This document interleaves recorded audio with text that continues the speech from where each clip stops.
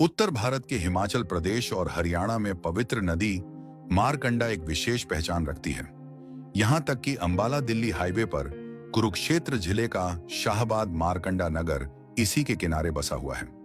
इस नदी का इतिहास सिंधु घाटी सभ्यता और वैदिक काल से जुड़ा हुआ है। इसका उल्लेख प्राचीन ग्रंथों में मिलता है और इसे एक पवित्र नदी का दर्जा प्राप्त है।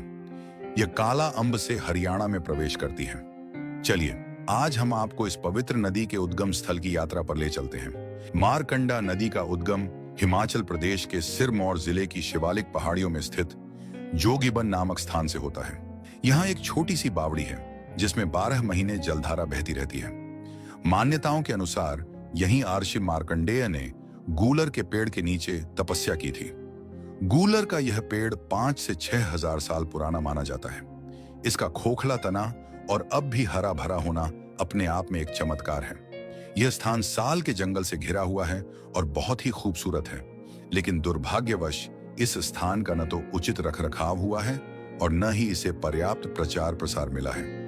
यहाँ स्थित गूलर के पेड़ को लेकर यह भी मान्यता है कि यह वही पेड़ है जब से महर्षि मार्कंडेय ने यहाँ तपस्या की थी।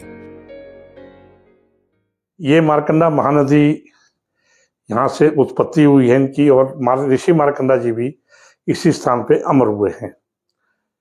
ये जो वृक्ष है ये प्राचीन समय का, जब मारकंडा जी नर रूप में यहाँ रहते थे उस समय का है। और छोटी जलधारा मारकंडा जी की बड़ी प्रिय जलधारा है और अमृत के समान ये मारकंडा की जलधारा प्रवाहित हो रही है। और इसके साथ मैं ये भी कहना चाहूँगा, शास्त्र मत के अनुसार यहाँ पर सरस्वती नदी महानदी का भी उद्गम स्थान इसी स्थान से है। यह शास्त्रों में वर्णित है, लेकिन सरस्वती नदी की जो उद्गम स्थल है ये राजनीति की भेंट चढ़ गया है और इन्होंने आद्य बद्री हरियाणा में ही उद्गम स्थल मान लिया, जबकि शास्त्र मत के अनुसार मार्कंडेय आश्रम से ही सरस्वती नदी का प्रादुर्भाव होता है।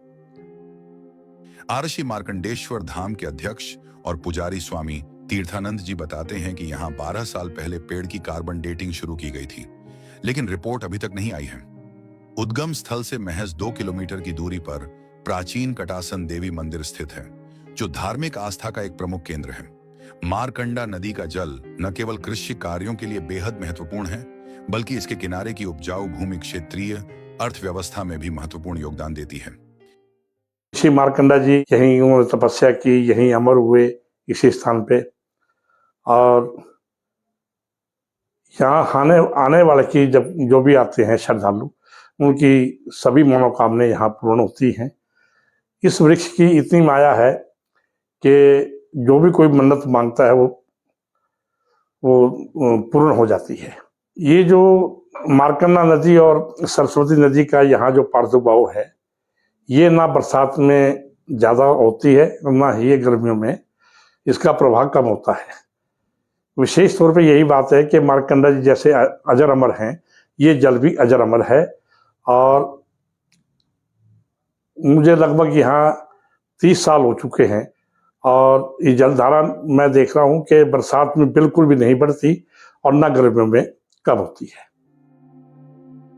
एक धारणा यह भी है कि इसी स्थान से सरस्वती नदी का उद्गम भी हुआ है, लेकिन कुछ साल पहले हरियाणा और हिमाचल ने सीमांत आदि बद्री स्थान को सरस्वती नदी के उद्गम स्थल के रूप में मान्यता दी थी और यहाँ एक परियोजना का निर्माण भी किया जा रहा है। मारकंडा नदी, जो हिमाचल प्रदेश से लेकर हरियाणा तक बहती है, अपने प्रवाह में इतिहास, संस्कृति और आस्था को समेटे हुए है।